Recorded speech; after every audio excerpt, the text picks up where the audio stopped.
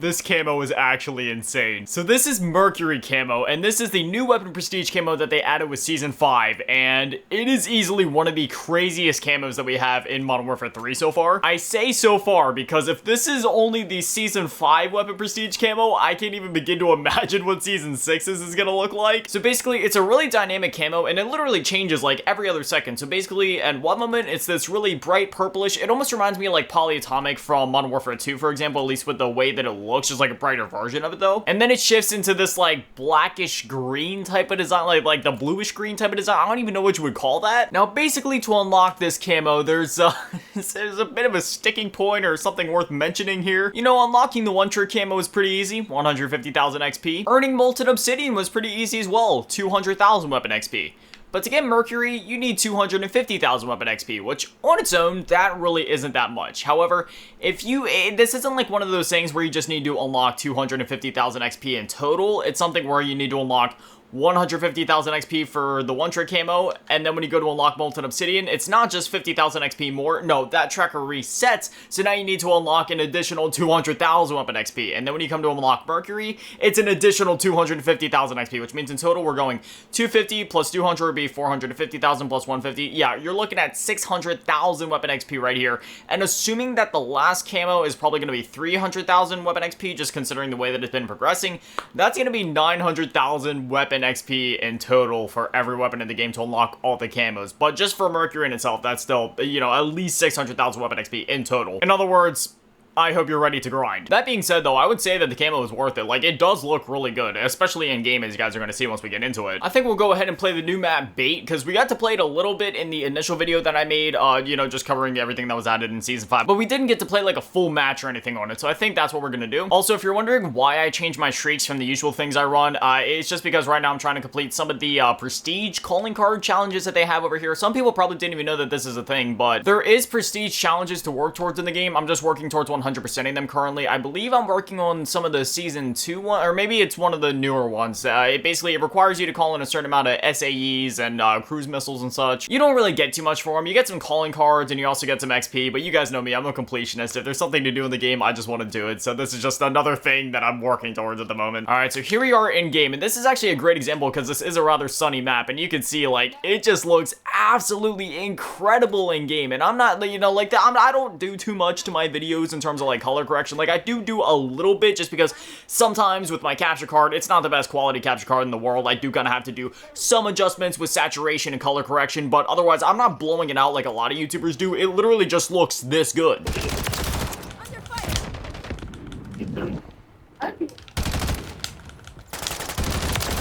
That was the most confusing gunfight I have ever had. For a moment, I thought that guy was gonna ego chow me, but then I guess he just forgot about me and tried to run away, and then I capped him on the way out the door. Like, I don't even know what happened. Thank you. Ow. Those mosquito drones are genuinely a pain in the neck, man. They're fun when you're the one using them, and just one of those things where it kind of sucks when it's being used against you, especially if you weren't expecting it. And he waddled away, waddle till the very next day. Bomb, bomb, bomb, bomb, bomb, bomb. Excuse me.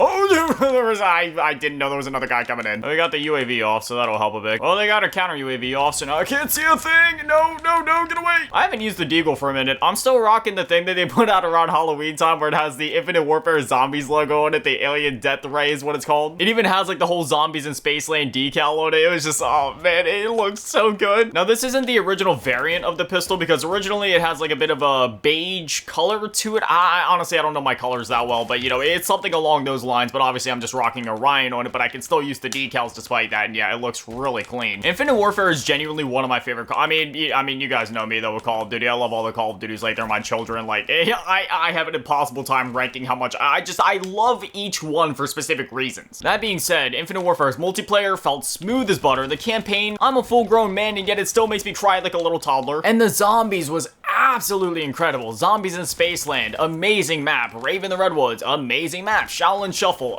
again, an amazing map, and it was really quirky with all the melee abilities and stuff in the last two maps, you know, with the Beast from Beyond, attack really a radioactive thing and all that.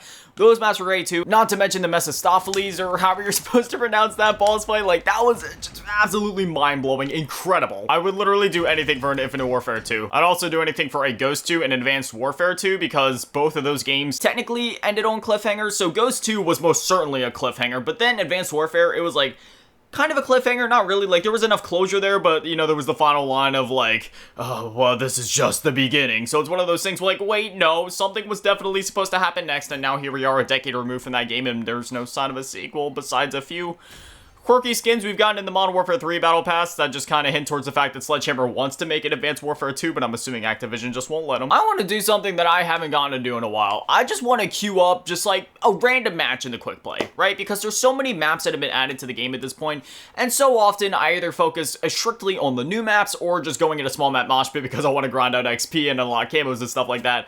So rarely do I actually get to interact with a lot of the other maps in the game, and it's getting to that point of where like, yes, I love grinding out the small map mosh pit. Obviously that's where I'm going to go anytime that there's events or XP or camos or anything like that to grind out.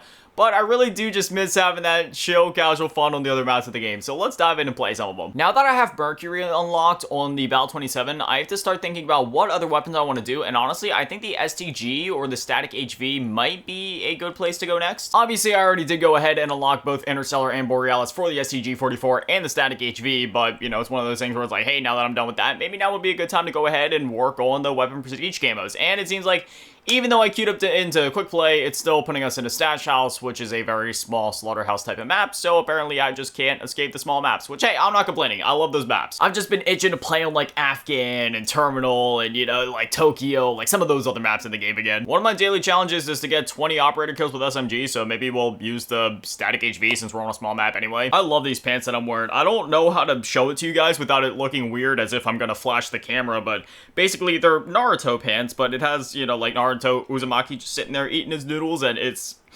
I love them, man. They're great. I was saying this in one of my other videos, but I've started actually, like, trying to customize my weapons more, so you guys will see I started using, like, weapon charms and decals and stickers and stuff like that, because, as I had said, I mean, you know, there's so many customizable things that we unlock through all these different events and battle passes and stuff like that, and rarely do I, or I'm assuming many other players in the game, actually use that stuff, and it sucks because I love using that stuff. It's just one of those things where, you know, since I do a lot of camo grinding or certain challenges or, you know, one thing or another, I'm constantly switching out my classes, which means I don't get to spend a lot of time with each individual class, or I guess customizing each individual class, if that makes sense. I'm always like going from one class to the next, one weapon to the next, but I'm starting to force myself to actually take that time to work on each of my weapons. Hold up, we have a cruise missile right here. I'm gonna call it in, just keep working towards the prestige challenges. All right, we got a couple people in the back. I don't actually have to get any kills with these. I just have to call them in to complete the challenges. So yeah, you know, like one kill, that's fine. Even if I would have got 0 kills, it would still count. But yeah, I've been forcing myself to actually go through, customize my weapons a bit with the, you know, the decals and the stickers and,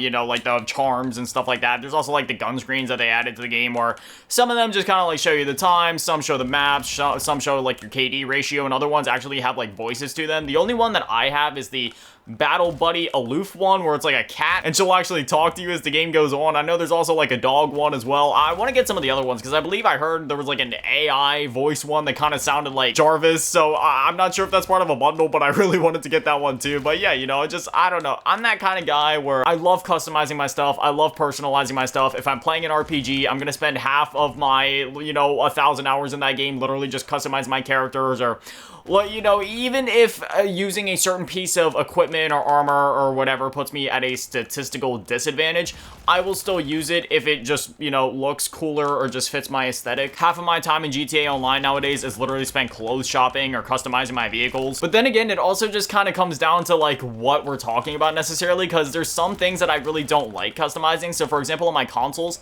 I never use custom themes or backgrounds on my Xbox or my PlayStation or my Nintendo Switch. Like, I mean, you can't even do that on Nintendo Switch. So on Switch, I just use the dark theme just because I like how that looks better than the white one, especially because, like, you know, I wake up at 4 a.m. every day. So say it's a day where I'm hopping on my Switch first thing, I don't want to be blinded by that bright white light, you know what I mean? I like the dark theme, and I use dark theme on all of my devices. It's just easier on my old aging eyes. But there's literally, I can't even recall a time in recent times where I've actually used a custom theme or background on my consoles. I don't like doing that. I like using the just default, you know, even on Xbox where it's just, you know, the backgrounds are usually actually pretty plain besides like the advertisements at the bottom. You know, if you're like highlighting a game, it'll kind of like put up the cover art of the game and that'll be there. And then same thing on PlayStation. It does the same thing where if you highlight it, it'll play some music from the game and kind of like blow up the cover art of the game so it takes up all your screen. Like, you know, that's what I like. Just having the default setup. As soon as I mess with that and start putting in custom themes, it just, I don't know, if it starts to feel weird to me. I did it it with my Xbox One at one point where I had like this anime waifu background, and don't get me wrong, it was really hot, but you know, I decided to go back to the default theme just because that's what I prefer on my consoles. But then on my phone and my desktop, I don't have an issue with changing my wallpapers. Like on my phone, I have the Modern Warfare 3 cover art as my wallpaper, and actually same thing on my PC, I have the Modern Warfare 3 cover art as my wallpaper there, so I guess it really just depends on what we're talking about. My PlayStation Vita, for example, that's another one. I don't use any custom themes. I did change the color of them. I changed the color of all of my backgrounds for like the bubbles to blue. The default is like this grayish one, and I mean, it looks fine. It's just I prefer the blue because I don't know, man. There's something about ever since I turned on the PS4 for the first time, you know, however many years ago, and I saw the blue background with that ethereal music, I was like, man, that is like the PlayStation home color right there. So I just, you know, that's what I did for my PlayStation Vita as well, but on my PS3, my PSP actually, well, my PSP, I actually have the light blue theme there as well. But then on my PS3, I just kind of leave it to do whatever it does, you know, where it just kind of changes colors, whatever. But anyway, random tangents and conversations aside, yeah, I don't know, we showed off Mercury Camo, we got to play a couple matches. How much weapon XP did I actually earn during that? You know, I probably should have looked to see how much weapon XP I had towards that before that match, then I could have seen, but then again, it probably wouldn't have been an accurate representation anyway, since there is double XP active at the moment, so it would have been highly, I guess, like, skewed compared to what you could normally expect, so that is another thing to keep in mind. I was able to unlock Mercury really fast. In fact, I unlocked it shortly after recording yesterday's video, so really, this video should have been out, like, a whole day ago. I was literally only, like, 10,000 XP, not even, like, 9,000 XP away from unlocking it, but it still, I just didn't have it unlocked in time for when I had to record that video, but yeah, anyways, when it's double XP, it's really easy to unlock, literally no matter what mode you play it in, whether it's zombies, multiplayer, Warzone, it'll be easy, because again, it's double XP. When it's not double XP, though, I've heard some inklings that war mode is pretty good for it. Obviously, small map mosh pit would be great.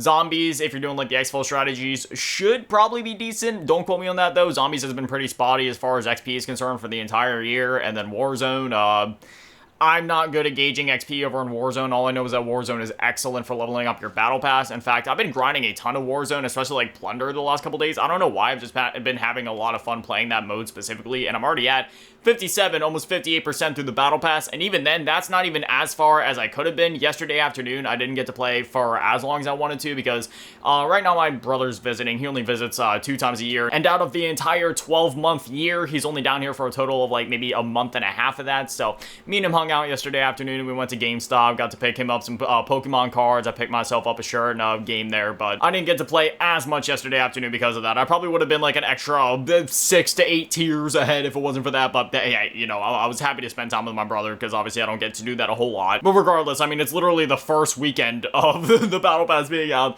and even still, I plan to grind it for the entirety of today, which today is technically almost over by the time you guys are seeing this video, as well as the first half of tomorrow till double XP ends, so I'll easily be at 70-something%. Not sure what the exact percentage will be, but it'll definitely be at least 70, probably over that. But anyway, as always, massive shout out, thank you to all the Patreons and channel members. Thank you to all the low ball tier, and shout out, thank you to all the big ball tier. My last game is Adam and the shit that's on GT Run. Benson, let's just go. Thank you guys so much, guys. You're little legends. I love you. Thank you guys for watching. Have an amazing day. Stay beautiful. I love you all.